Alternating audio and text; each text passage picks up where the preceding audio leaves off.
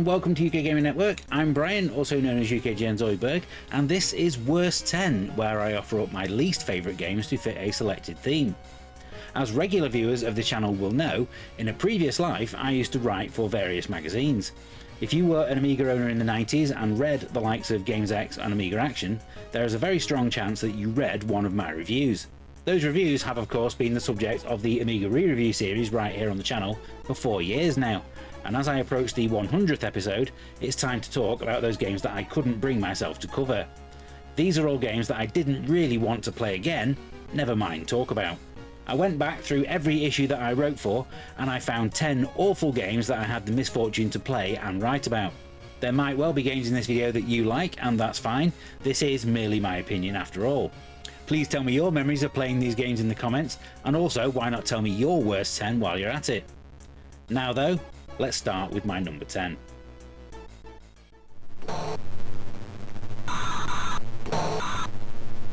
Quite often, as you'll see throughout this video, I would use the budget re-releases to give my take on games that came out before I was a writer.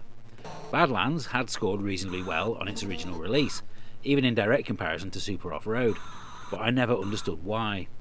As a massive fan of Super Sprint on the Atari ST, I felt this third entry in the series made many mistakes, most of which can be levelled at the arcade original, so let's not blame tech software too harshly. The cars themselves are too big, the inclusion of weapons and explosions misguided, and the tracks can be overly confusing to the point of frustration. My score of 10% was perhaps, on reflection, a little too harsh, but it's still a game that brings me no joy whatsoever when I play it.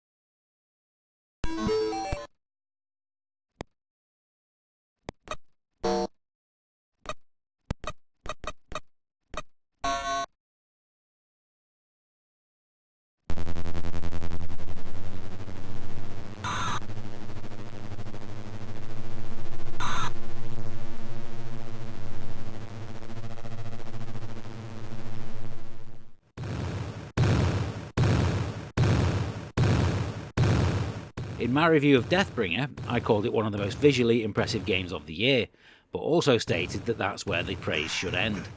That statement remains as accurate today as it was in 1991, as this still is, without question, a very good looking game. The character designs are excellent, especially the giant boss creatures that you fight, and the parallax scrolling is mightily impressive. Apparently there are 36 layers, but I lost count when I tried to check. The gameplay though leaves a lot to be desired.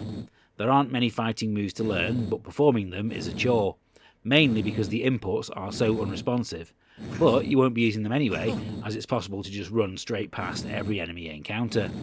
If only as much effort had gone into the game as the visuals.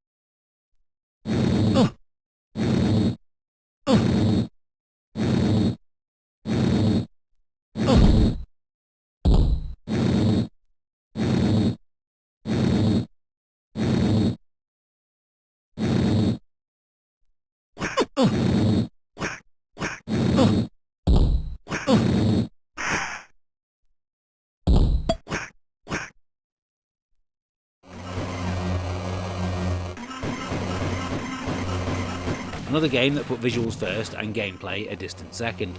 The first time you load up Under Pressure though, you can't help but notice the obvious Psygnosis inspiration to much of the presentation. Music, graphics, even the game's logo all look like they could have come from them.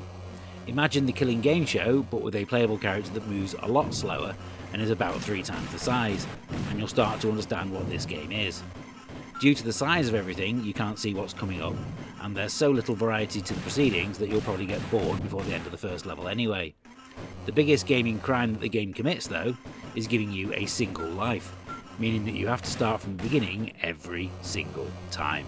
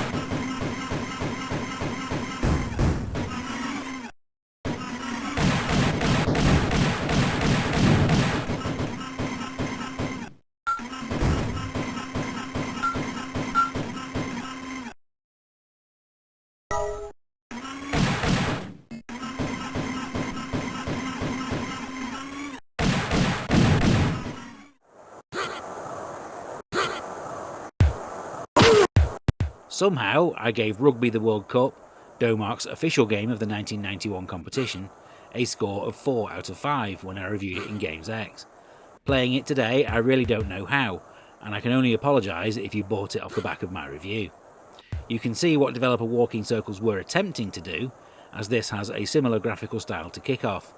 Simple fact is though, Rugby just doesn't work as a video game. Every match descends into a mad joystick waggling session as you try to win scrum after scrum after scrum, in the hope that you might be able to run more than 5 metres at a time with the ball. In over 40 years of gaming, I've only ever played one rugby game that wasn't awful, and that was Jonah Lomu Rugby from Codemasters.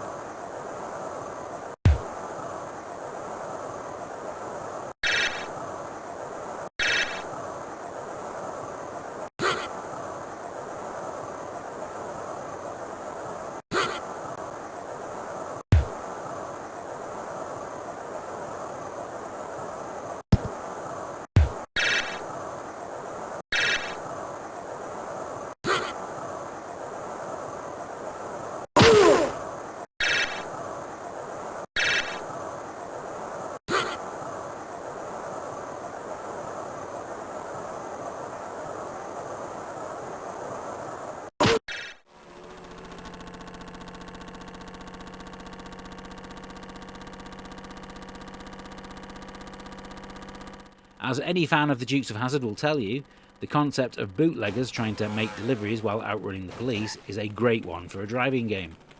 Unfortunately, despite some good presentation and music, Moonshine Racers is not that game. Programmers Bill Cornt and Phil Hickinson had used their graphics engine for the Amiga version of Chase HQ, and it's definitely better suited to the slower pace of this game, but the speed ends up being the game's biggest weakness. The driving is just incredibly dull, and there's an overall lack of challenge to the whole thing. You'll finish all the tracks that it has to offer in no time, and there's no reason to play them again once you have.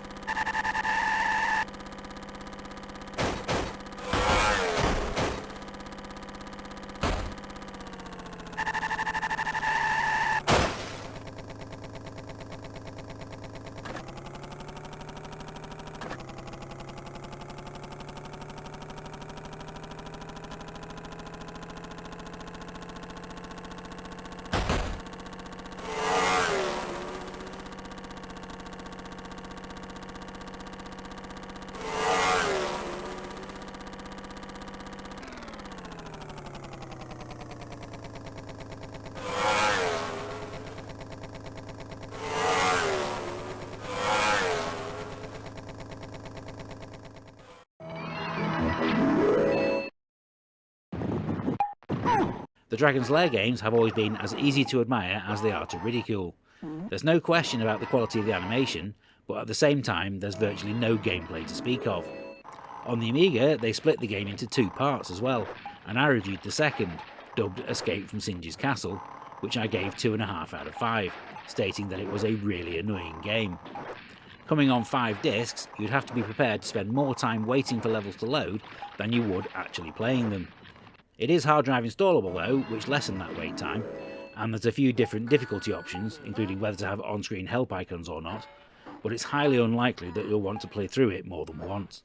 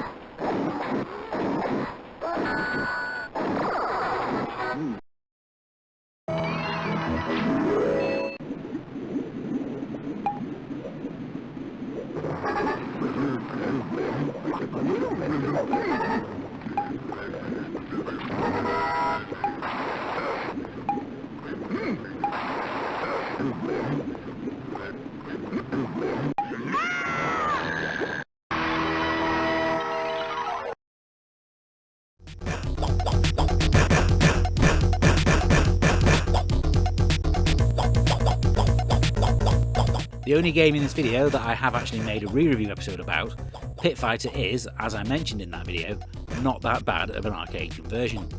Trouble is, the arcade original was pretty awful to begin with, but at least it had some good visuals going for it, by 1991 standards at least. While it's certainly better than a lot of Amiga fighting games, that's not really saying much. This is still a very poor game, even if you manage to persuade a friend to join you for the 2-player mode. In trying to condense all the fighting moves onto a single 5-button joystick, the developers have ended up with a confusing control method where I found myself constantly performing different attacks to what I intended, and any victory was down to luck rather than judgment.